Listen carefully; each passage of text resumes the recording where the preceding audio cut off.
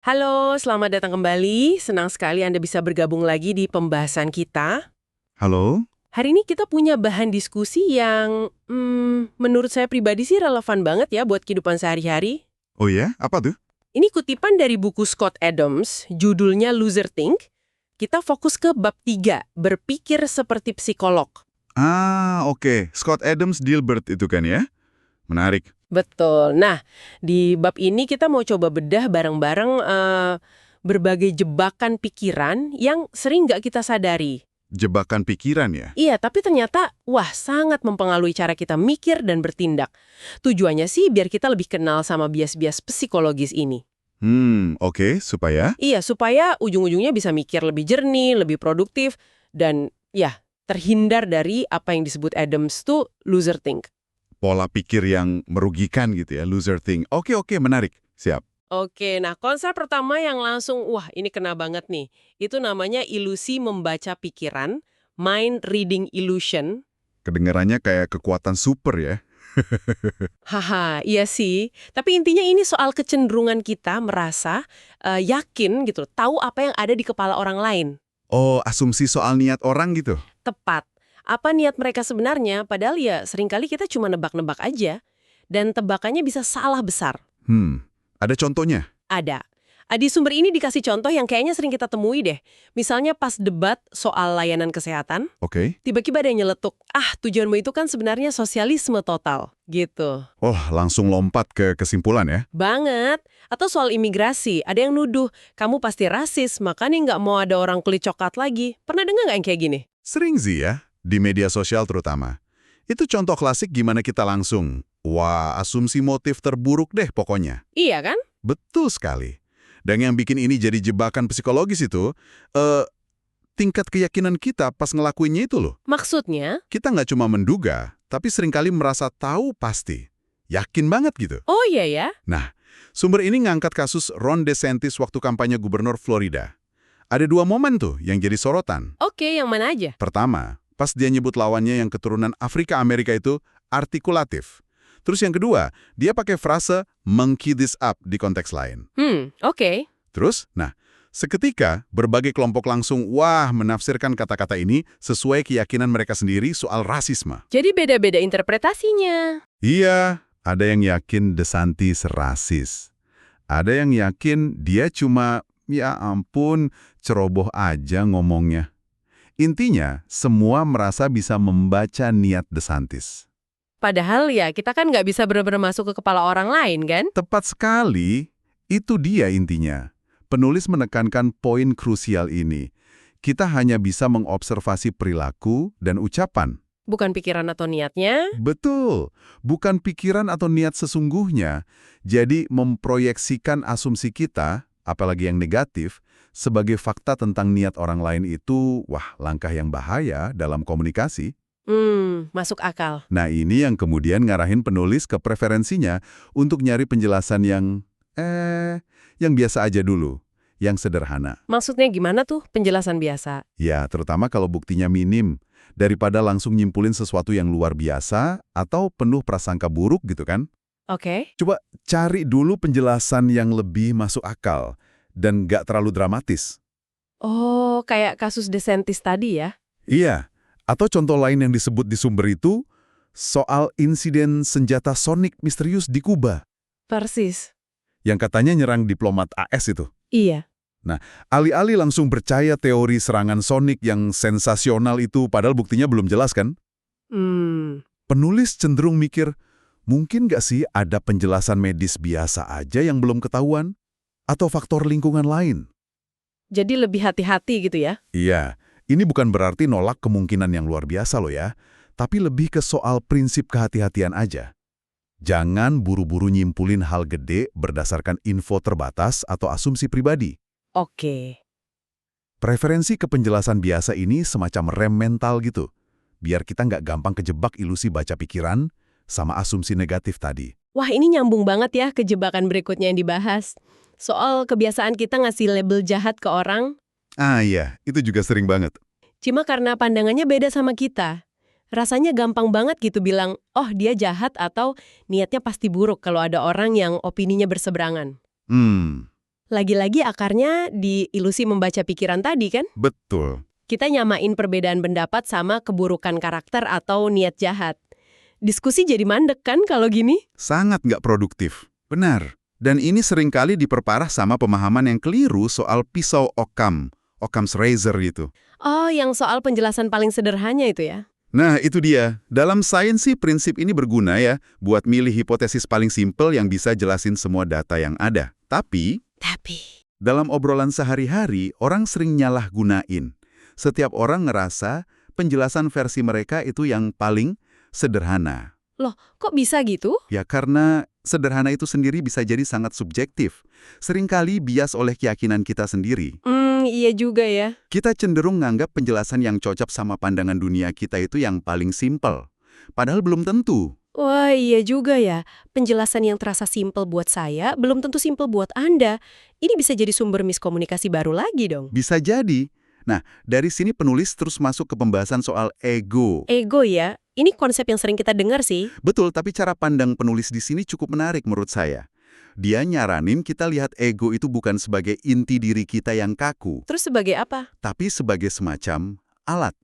Alat yang bisa kita pakai secara fleksibel. Alat. Maksudnya gimana tuh, kayak volume suara gitu? Nah, persis. Ego itu kayak volume suara. Kadang perlu dinaikkan, kadang perlu diturunkan. Tergantung situasi. Oke. Kapan perlu dinaikkan? Misalnya pas kita butuh PD ekstra buat nyoba sesuatu yang baru atau menantang. Pernah dengar nggak ungkapan fake it till you make it? Oh, sering. Pura-pura bisa sampai akhirnya beneran bisa gitu ya? Nah, penulis bilang ada benernya juga. Sedikit maksa diri buat tampil pede, walau dalam hati ragu, itu ternyata bisa berkorelasi positif sama kesuksesan loh. Oh ya?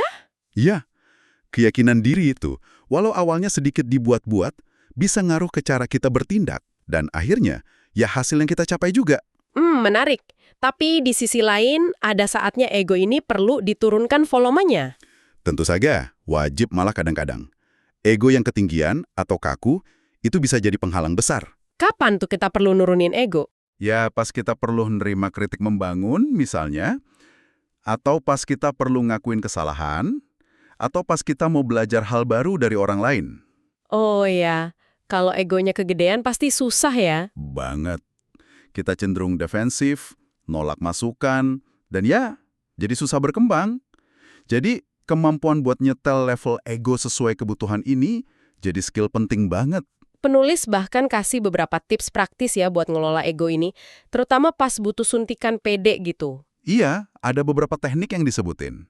Pertama, self-talk positif. Ngomong sama diri sendiri gitu. Iya, ucapin afirmasi kayak saya bisa ngatasin ini, atau saya cukup kompeten di bidang ini, walaupun mungkin belum 100% percaya ya. Tapi ngulangin itu bisa pelan-pelan ngaruh ke cara otak kita mandang kemampuan diri. Oke, selain self-talk, Kedua, pernafasan. Nafas perut atau diafragma yang dalam. Dan tenang itu, secara fisiologis bisa nenangin sistem saraf. oh beda ya sama nafas dada pas panik. Beda banget. Nafas perut itu ngasih sinyal aman ke otak. Ketiga, postur tubuh. Postur tubuh ngaruh juga. Ngaruh. Berdiri tegak, bahu terbuka, ambil ruang secukupnya, jangan membungkuk atau menyusut. Postur kayak gitu secara bawah sadar diasosiasiin otak sama PD dan kekuasaan. Wah, jadi ngubah postur bisa sedikit nipu otak biar ngerasa lebih yakin ya. Bisa dibilang gitu. Sedikit membantu. Saya jadi keinget contoh-contoh yang dikasih penulis soal pentingnya ngelola ego ini. Ada cerita soal Stefan Pastis. Oh, kartunis Pearls Before Swine itu ya? Iya betul, komiknya kan sekarang terkenal banget ya. Tapi ternyata di awal karirnya dia sempat kesulitan. Oh gitu. Nah, Scott Adams, penulis buku ini, kan juga kartunis Dilbert tuh, dia ngasih beberapa saran spesifik ke Pastis. Oke. Meskipun Pastis jelas punya ego ya sebagai sesama kreator, dia mau dengerin dan nerapin saran itu. Hasilnya, karirnya melesat. Wah, keren. Itu contoh ego yang nggak ngehalangin kemauan belajar ya? Iya. Contoh yang bagus banget. Nunjukin kalau punya ego itu wajar, tapi kemampuan buat nyingkirinya demi belajar, itu yang krusial. Setuju. Contoh dari penulis sendiri juga menarik loh. Pas ngembangin komik Dilbert, Gimana tuh? awalnya dia punya ide humor yang lebih luas, nggak cuma soal kantor. Tapi dia perhatiin respon pembaca. Terus gimana responnya? Ternyata pembaca lebih suka cerita Dilbert di lingkungan kerja. Akhirnya, dia nurunin egonya sebagai kreator. Dia nurutin kemauan pasar gitu. Iya, dia dengerin pasar, fokus ke tema kantor. Dan keputusannya terbukti tepat banget kan? Wah, iya sih. Dilbert identik banget sama dunia kantor. Dia bahkan cerita pengalaman pribadi soal siaran langsung di Periskop ya. Oh iya, yang itu. Dia cerita ngerasa canggung, takut diejek. Merasa terlalu tua buat platform itu katanya. Itu kan semacam penjara ego ya. Rasa malu, takut dinilai orang lain. Betul, penjara ego. Tapi dia lihat potensi Periskop buat bangun pengaruh. Jadi dia paksain diri keluar dari zona nyaman egonya itu. Nekat juga ya. Nah, ini mungkin bisa jadi bahan refleksi nih buat Anda yang dengerin. Pernah nggak Anda ngerasa ego itu bantu capai sesuatu? Atau sebaliknya, kapan ego justru jadi penghalang terbesar Anda? Pertanyaan reflektif yang bagus tuh. Karena pengelolaan ego ini erat banget hubungannya sama kerendahan hati. Humility. Bukan rendah diri tapi ya. Bukan. Kerendahan hati dalam arti sadar kalau kita nggak tahu segalanya dan bisa aja salah. Nah, ngakuin kemungkinan salah ini langkah pertama buat keluar dari penjara mental yang sering kita bangun sendiri. Gimana caranya biar bisa lebih sadar kalau kita mungkin salah? Penulis bahkan nyaranin latihan sederhana tapi cukup menohok sih. Coba deh, catat prediksi-prediksi yang Anda buat. Prediksi soal apa aja? Apa aja? Politik, bisnis, atau bahkan hal sepele dalam hidup. Terus, beberapa waktu kemudian, periksa lagi catatannya. Mana yang benar, mana yang salah. Wah, Latihan ini katanya bisa jadi obat mujarab buat numbuhin kerendahan hati yang realistis. Kita jadi sadar, ternyata kemampuan kita nebak masa depan itu seringkali nggak sebagus yang kita kira. hahaha, saya bisa bayangin betapa namparnya latihan itu kalau beneran dilakuin jujur. Tapi emang masuk akal sih. Iya kan? Ini juga ngingetin saya sama anekdot lucu yang dia ceritain soal ketakutannya sendiri di tempat cuci mobil self-service atau pas pakai kartu loker di gym. Oh iya, yang itu lucu sih. Dia cemas berlebihan bakal ngelakuin kesalahan konyol, terus diketawain orang. Iya kan? Padahal sepele banget. Nah, itu contoh bagus gimana ego bisa muncul dalam ketakutan yang sebenarnya irasional. Atau cara mikir yang terlalu literal. Takut kelihatan bodoh gitu ya? Iya, takut kelihatan nggak kompeten di depan umum meski dalam situasi sepele. Kemampuan buat ngenalin dan mungkin ngetawain ya, ketakutan-ketakutan kecil yang didorong ego ini juga bagian dari proses ngelola ego itu sendiri. Jadi ngakuin aja gitu, oh iya ini cuma ego saya yang takut malu. Betul, itu bisa bantu ngelepasin kecemasan yang nggak perlu. Oke. Setelah bahas ilusi baca pikiran dan pengelolaan ego, ada satu lagi nih tema besar di bab ini yang rasanya, relevan banget di zaman sekarang. Apa tuh? Kecenderungan alami kita buat lebih fokus ke hal-hal negatif. Kenapa ya kita kok lebih gampang ingat kritik daripada pujian, lebih tertarik berita buruk daripada berita baik? Bias negatif ya. Itu ada penjelasan evolusinya loh. Oh iya, gimana tuh? Penulis jelasin gini, nenek moyang kita dulu kan hidup di lingkungan yang penuh ancaman. Nah, mereka yang lebih peka dan cepat reaksi sama potensi bahaya, yang negatif. Kayak suara aneh di semak-semak gitu? Iya, misalnya, yang bisa jadi ada predator. Mereka ini punya peluang bertahan hidup lebih besar daripada yang cuek aja nikmatin pemandangan yang positif. Masuk akal sih kalau dari sisi evolusi. Jadi, otak kita secara alami terprogram gitu buat ngasih perhatian lebih ke hal negatif demi keselamatan. Semacam mekanisme pertahanan diri purba. Tapi masalahnya, di dunia modern ini kan ancamannya beda bentuk ya. Dan jumlah informasinya, luar biasa banyak. Nah, itu dia masalahnya. Bias negatif yang dulu bantu kita survive, sekarang jadi berlebihan.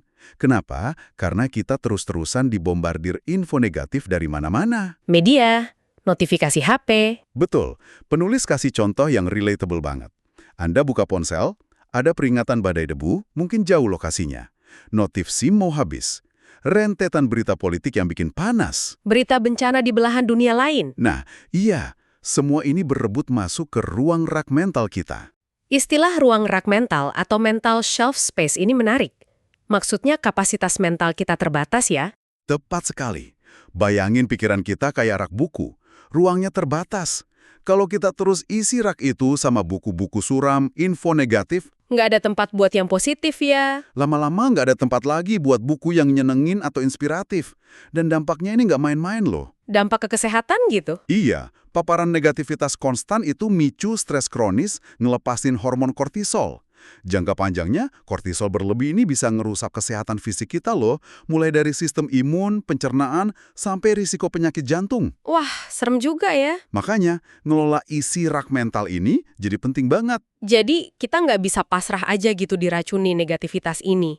Ada cara ngelolanya dong. Ada. Penulis nawarin beberapa strategi praktis, yang juga didukung riset soal hubungan erat pikiran tubuh, mind-body connection. Oke, apa aja tuh strateginya? Pertama, secara sengaja cari dan fokus sama cerita atau pikiran positif. Jangan cuma jadi konsumen pasif informasi. Jadi harus aktif nyari yang baik-baik gitu. Iya, aktif cari hal baik yang terjadi, sekecil apapun itu. Kedua, batasi paparan terhadap sumber negativitas yang nggak perlu. Contohnya gimana tuh? Contoh ekstrimnya nih, kalau Anda keganggu sama iklan obat-obatan yang isinya nakut-nakutin daftar efek samping mengerikan, Oh iya, sering tuh. ya ganti aja salurannya. Mungkin sekali nonton nggak masalah ya, tapi paparan berulang itu bisa numpuk dampaknya. Jadi bukan cuma soal hindarin berita buruk, tapi juga sumber ketakutan lain ya. Bisa jadi. Intinya kesadaran buat nyaring apa yang kita izinkan masuk. Nah, strategi ketiga yang penting, jangan berusaha keras buat tidak mikirin hal negatif. Loh, kenapa gitu? Bukannya bagus kalau nggak mikir negatif? Paradoksnya, makin kita usaha neken suatu pikiran, makin kuat pikiran itu muncul. Tahu kan eksperimen jangan pikirkan gajah pink? Haha, iya. Pasti langsung kebayang gajah pink. Nah, itu dia. Solusinya bukan neken, tapi mengganti. Pas pikiran negatif muncul, alihin fokus ke pikiran positif lain yang lebih kuat dan narik perhatian Anda. Mengganti, bukan menekan. Oke, itu poin kunci. Benar. Dan ini bawa kita ke semacam tes sederhana dari penulis. Tes gimana nih? Kalau Anda nemuin diri Anda dalam suatu situasi, dan Anda hanya bisa lihat sisi buruknya aja, sementara orang lain di sekitar Anda kayaknya bisa lihat sisi baiknya, potensinya, atau setidaknya netralnya. Coba berhenti sejenak. Kenapa? Ada kemungkinan Anda lagi keperangkap dalam penjara mental negativitas. Oh, Bukan berarti harus selalu positif palsu ya, tapi kemampuan buat lihat berbagai sisi, termasuk yang positif atau konstruktif, itu indikator pemikiran yang lebih seimbang dan sehat. oke. Jadi kalau kita tarik benang merahnya nih dari pembahasan kita soal bab 3, berpikir seperti psikolog ini. Ada beberapa hal penting yang perlu kita waspadai dalam diri kita sendiri ya. Iya, betul. Apa aja tuh kira-kira? Pertama, ilusi kalau kita bisa baca pikiran orang lain, dan seringnya langsung lompat ke asumsi negatif. Itu yang pertama. Setuju. Kedua, soal ego, yang bisa jadi alat bantu kalau dikelola baik, tapi bisa jadi penjara kalau terlalu kaku atau ketinggian. Ego sebagai alat ya? Oke. Dan ketiga, bias alami kita buat lebih fokus ke hal negatif yang di era informasi ini perlu dikelola secara sadar biar nggak ngerusak kesehatan mental dan fisik kita. 3 poin penting itu.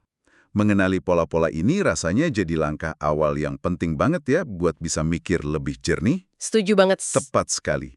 Mengenali itu langkah pertama. Dan sebagai penutup nih, ada satu pemikiran dari penulis yang menurut saya cukup provokatif. Bisa jadi bahan renungan lanjutan buat Anda di rumah. Wah, apa tuh? Yang sebenarnya ngiket semua diskusi kita tadi. Penulis bilang gini, sensasi merasa salah itu rasanya persis sama dengan sensasi merasa benar. Tunggu, gimana? Merasa salah sama dengan merasa benar. Iya, sensasinya. Rasanya di dalam diri itu sama persis. Saat kita yakin, seyakin-yakinnya sama sesuatu, perasaan itu nggak bisa dijadiin jaminan kalau kita memang benar secara objektif. Kita bisa aja merasa 100% benar, padahal kenyataannya kita salah besar. Wah, itu dalam banget maknanya. Perasaan yakin bukan jaminan kebenaran. Persis. Nah, pertanyaannya buat Anda renungkan. Mengingat perasaan yakin Anda itu bukan panduan yang bisa diandelin buat kebenaran. Terus gimana? Bagaimana caranya Anda bisa secara aktif dan sistematis ngenalin mekanisme pemeriksaan ulang atau tantangan terhadap keyakinan-keyakinan Anda sendiri yang paling kuat? Maksudnya, gimana cara kita nantang keyakinan kita sendiri gitu? Iya. Gimana Anda bisa bangun kerendahan hati intelektual buat terus nguji asumsi Anda, bahkan pas Anda ngerasa yakin banget? Ini pertanyaan besar, yang nyambung lagi ke ide keluar dari penjara mental dan mikir lebih produktif. Pertanyaan yang, wah, menantang sekaligus penting ya untuk terus kita tanyakan ke diri sendiri. Luar biasa, terima kasih banyak sudah menemani kami dalam penelusuran yang menarik ini. Sama-sama, senang bisa berbagi. Semoga ada percikan pemikiran baru yang bisa Anda bawa ya. Sampai jumpa lagi dalam kesempatan berikutnya.